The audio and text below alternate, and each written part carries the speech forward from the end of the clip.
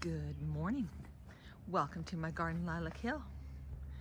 I am out here on the northwest side of the garden, and this bed I call the pie bed, and this has the plants in it that were planted basically to block out what's underneath the sun deck. This mock orange is fantastic. It is a Philadelphus coronaris. The scent is fresh and lovely. Sit out on an evening and enjoy the smell of the mock orange. It's just so beautiful. It's also lovely to walk around in the morning in the garden and have that beautiful fragrance wafting through the air. Also in this bed is rodgersia, and I have 3 afterglow of the weigela. I love the contrast of the burgundy with the green, and there's also white fall aster, which is a really good plant to have for transitioning for the seasons. Approaching now I'm showing the astrantias. There is the astrantia billion, star of billion, and then star of fire. There's white campanula. So many different flower forms on campanulas. This is really pretty, like a little star. And a white liatris. This is like a moon garden where the plants really stand out when it's dark. I think that's just really nice. I do like white in the garden. And then here is the Mexican orange, the choisya. And the gold yellow foliage looks nice with the astrantia and the mock orange in this corner of the garden. So coming back around, we're going to go through to look at the back. I want to show the peonies one more time. The weather is changing and they are finishing. So right here will be a gate. And as I come through my imaginary gate, I am going to grow the roses along here. There's a weeping cherry. That weeping cherry is original to the property. And it is really a beautiful old plant to have in the garden. The area underneath the weeping cherry was the chicken run bed, and it has lots of weeds in it right now. Weeds are okay. The pollinators still come to the weeds too. All right, so you can imagine this all planted up in roses. The roses are in pots on the sun deck, and they're not super happy up there. It gets very hot, and I find even in pots with drain trays, the water, they seem to always be dry. So it's a good motivator for maybe a project once my other projects are finished, to plant roses along here. And I think with having had chickens in this soil for over 20 years, I think that the roses will enjoy the getting up the nutrition that's in there. And the chickens were only moved because we discovered that the property line was over quite a ways, and they were kind enough to build the chickens a new run. And I still enjoy the chickens, especially when Pava Rudy crows. He's quite funny. As I approach this area here, you can see this is my rockery in progress. Definitely not a rockery yet. I still have to cut out this corner. I have sort of tougher plants in here. Some things I've moved, and others that I've bought. I do like the different mints. There are so many new mints on the market that are non-invasive, and other herbs are in here. That's a variegated sage, and I like that against the Dixon's gold of the campanula. The choisyas are in bloom. Sorry, the rose campion are in bloom. And I love the way the rose campion goes all across the hill. Another easy plant for me for this garden. Nice to have a few things you don't have to have a lot of maintenance on. That is the Madonna daisy. Oh, and the poor buddleia slowly making a comeback. Okay, let's have a look at the peonies. One more day. We are expecting some rain, so I fully expect the display to be gone within the week, but I couldn't be more happy with this. What a pretty display. The Monster Jules Elie was especially lovely. So many blossoms for one plant. And I'll do it differently next year. I will do more of the trellises to help support them. If I'd known they were going to get this big, I would have set up a different system.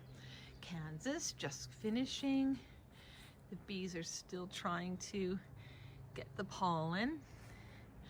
And the windows are going to be restored. Working on the puttying today on that one back window. We're going to start there. Here is the California lilac. And I want to show this because this is really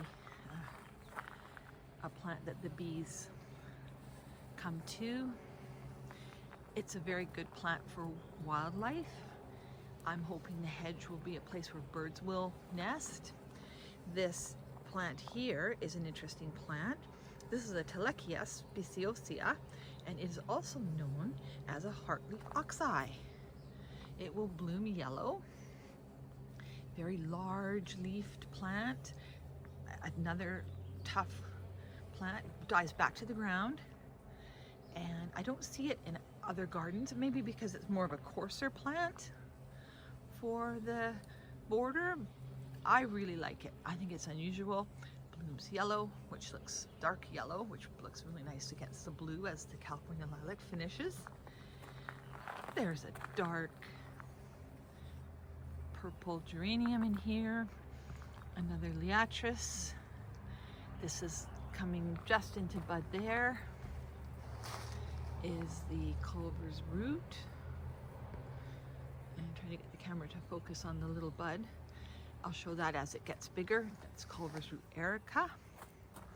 Okay, let's have a walk onto this side. Just pausing one more time at the peonies.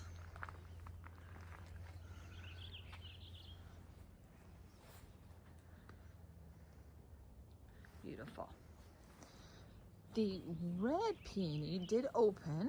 It wasn't open, I think, on the last time I showed the peonies. This peony was found down below in the front. A little piece of peony. And I put it in. And now I'm rewarded with blooms. This one has still got some buds to open, so a later blooming variety. This border's being expanded. This is where I will be bringing that yellow yarrow to the bed. And it will be all along here, parallel with the patio of the little summer house. And then all this grass is coming out. And I'm having no problem digging out this grass. I think this might have been an old kitchen garden at some point because there doesn't seem to be as rocky as the rest of the garden. And then as the bricks curve, there's a curve there, they'll come straight down and join with these other bricks, not other rocks. That's the nice thing about bordering in rocks is you can move them. And I did bring forward my daylily called Hush Little Baby. That was right up against the glass house. It is a very nice pink toned daylily and Roseanne geranium.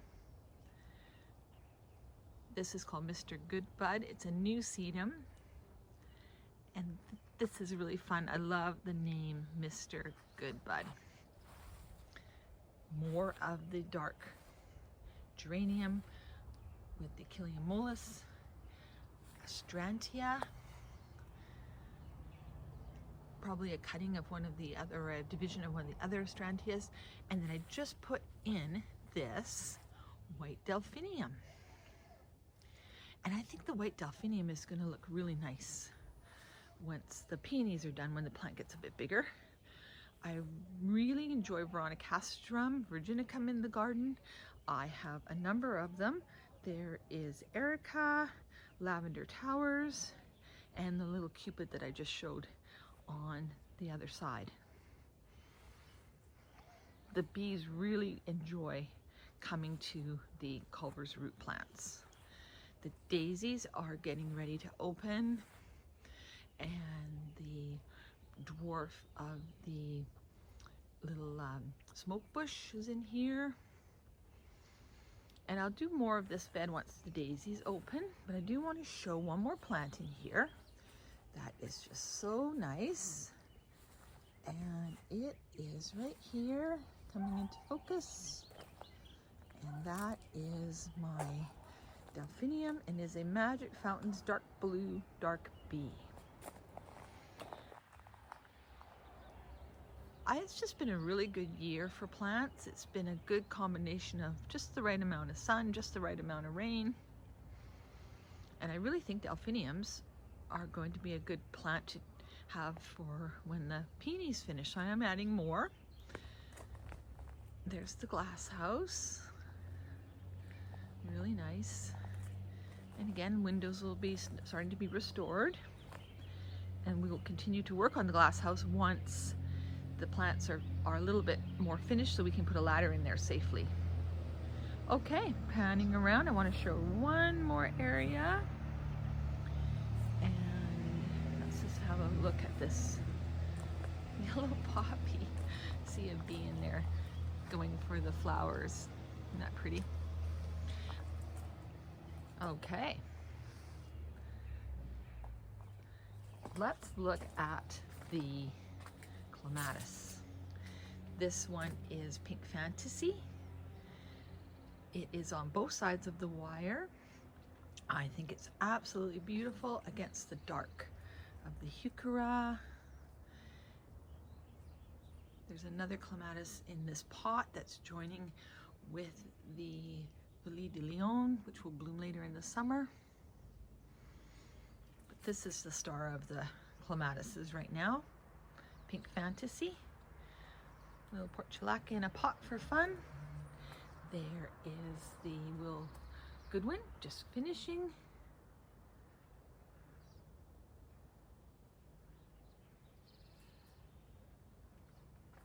And I want to show inside the Hosta enclosure, because when I open the gate, I'm greeted with a nice surprise. And the nice surprise is my beautiful big Chicago Peace Rose. Wow. This rose came off our driveway in our very first house we ever bought. It was growing on the driveway when we moved in, and I dug it up, brought it with us to the Fraser Valley when we moved out there for 4.5 years. And then most of the plants that I've been showing in my videos are from my other gardens, especially the larger, older ones. You just can't leave them behind. But you can see it's got black spot. Well, this new foliage is quite nice, but it will go in the new rose bed. But it's safe in here from the deer eating any of the new blooms. And I've shown the Hosta enclosure a few times now, so I won't go into too much detail in here. It's a bit self-explanatory. That the pinks on the heuchera buds are so wonderful against the clematises that are in here. Look how pretty is that pink bud of the heuchera with the clematis, and then you're going into the dark foliage, and then the pink on this one. Wow, that's pretty. There's a little bit of there is one sort of apple amongst the oranges. That's my pink rose prairie princess. It's kind of funny in here having a pink rose. This would not have been my choice for where to plant a pink rose, I think I put this in here because I didn't think it had lived, and then all of a sudden it's now pink. But that's sort of fun aspect of gardening, is you get some surprises. There's the tool shed in the background, and that will have everything hanging nicely and clean and organized, not just laying underneath the sun deck. There's the Sum and Substance Hosta. What a beauty. We did measure this plant a few days ago for fun, and it is 7 feet now from leaf to leaf on it, on the angle of the corner, from corner to corner. And I did have this one right underneath the blue window, and it really was squished, or underneath the window of the blue building, and it was so squished in there that I put it in the middle, and I thought, wow, it's really taking up a lot of space. But when you see this plant in its full growth, you can see why it needs so much room. And I love that one leaf at the back is just standing up by itself. It's sort of just, it's huge. Wow. It's just saying, hey, look at me. All right, let's end the video with Patriot. And we'll come back here to the beautiful pink fantasy Clematis. And thank you for watching.